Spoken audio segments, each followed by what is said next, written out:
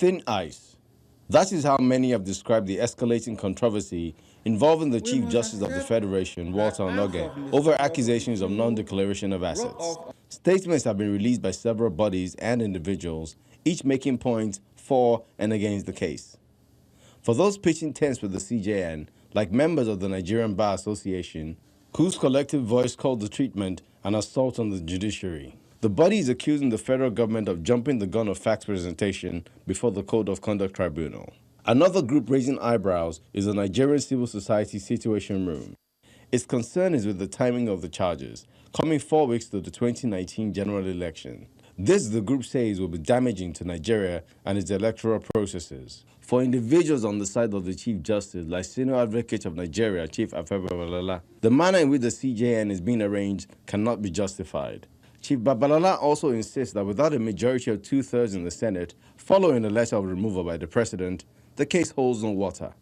This is backed by another prominent lawyer, Femi Falana, who sees the entire matter as ill-advised and calls on the federal government to pull the plug on the plan. Also lending his voice is elder statesman Chief Edwin Clark, who believes there's a lot more to the planned trial than meets the eye. It is very clear from the law, from the Constitution, third schedule, I think, that when such a report is made and a breach is reported, that breach will be investigated by the Bureau. However, the ruling All Progressive Congress sees no reason for the hues and cries over the trial of the CJN. The party believes the law should be allowed to take its course and even goes ahead to berate the PDP, which had also condemned the move. As far as the APC is concerned, President Muhammadu Buhari remains uncompromising in his determination to rid the country of corruption, which formed part of his electoral promises. These are certainly interesting times for the country. And as the case unfolds, it is one that will be keenly watched to know who has been right or wrong all along. Oralu Ashonibare, Channels Television News.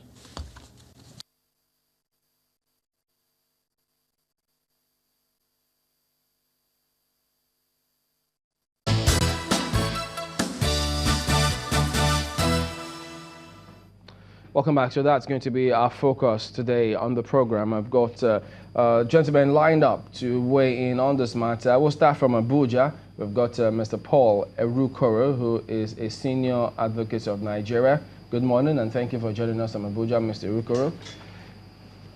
Good morning. All right, and then here in Lagos, we've got Mr. Onyekachi Ubani, the former second vice president of the NBA.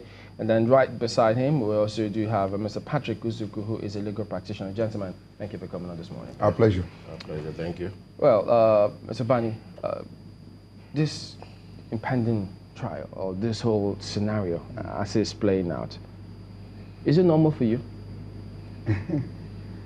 Well, this is too direct, whether it's normal. This is the first time the CJN of the Federation will be charged to any court in the land, so it's clearly unprecedented. And so to answer your question directly, is not normal.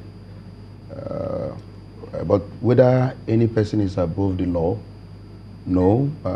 The law is applicable to every person, especially in the case of the CJN, it does not enjoy any legal immunity under the Constitution.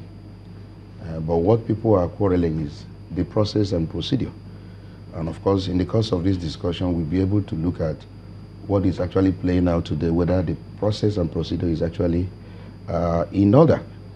Tell us, is it in order from your perspective? From my own perspective, and then based upon the current jurisprudence, it is not in order. If the CJN is alleged to have committed an infraction, which is in the course of its official duty, the law prescribes the position that should be taken. That's what we call a condition precedent. There was a decision of the Court of Appeal in Ngajiwa's case, which has established the fact that any judicial officer whose action is not a direct commission of crime, but one which arose or arises from his official function, that the proper thing is to refer that particular judicial officer to NJC for an administrative look into the action and then make a recommendation. It's after that you can now begin to take the necessary action by trial process. Now, the CJN is even a special person because the Constitution itself, under Section 292, prescribes the process of his removal.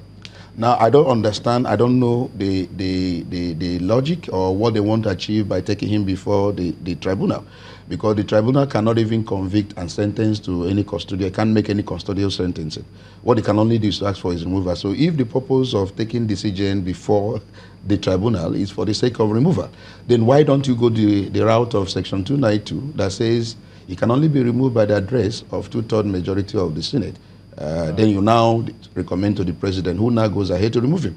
But if you want to follow the process you want to follow through the tribunal, then there is a condition precedent you must comply with. And if you don't comply with it, you throw the country into confusion. And so that is actually what is playing out presently. Mr. Zuko, an abuse of process for you? Thank you. I don't share that view. I absolutely do not share that view.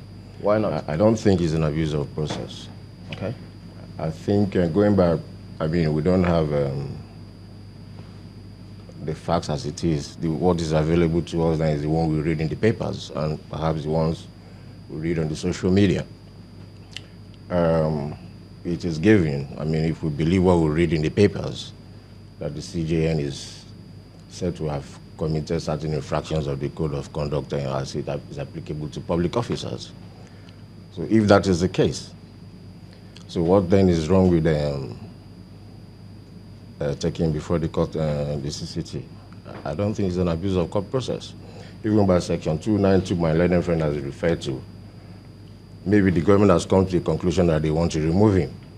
If they want to remove him, why take a man before the Senate without trial?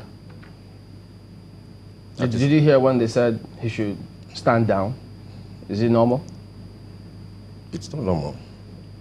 So what are you saying? Is it still part of the abuse of process? But you say it's not an abuse of process. No, it's not an abuse of, as far as I'm concerned, I don't think it's an abuse of process. So it's in order for them to ask him to stand down while he appears before the CCT? No, just like Bani has said, if they've made up their mind, because the Court of Conduct and Tribunal, at the end of the day, will ask if he's found guilty, would recommend he's being removed. And if you come to a conclusion that you want to remove a man, then the next step is taken before the Senate.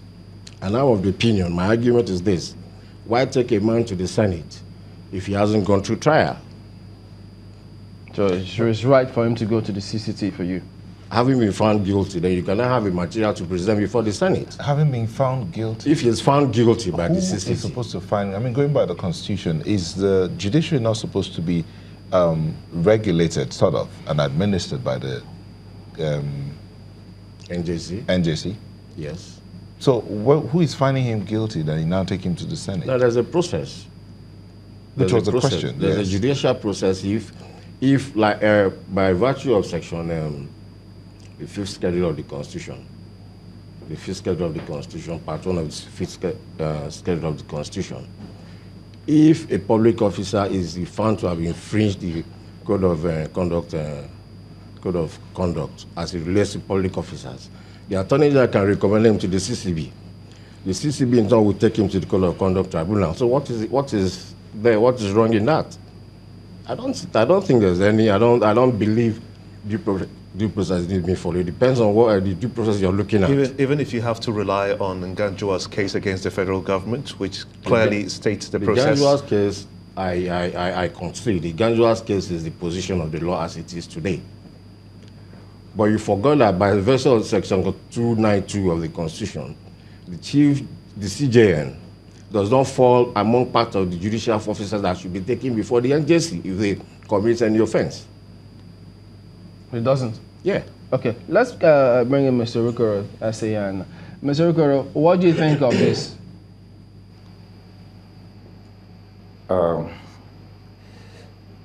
It's clearly an abuse of process, because once a court of law has made a pronouncement on an issue, the pronouncement of the court is binding on all institutions and persons.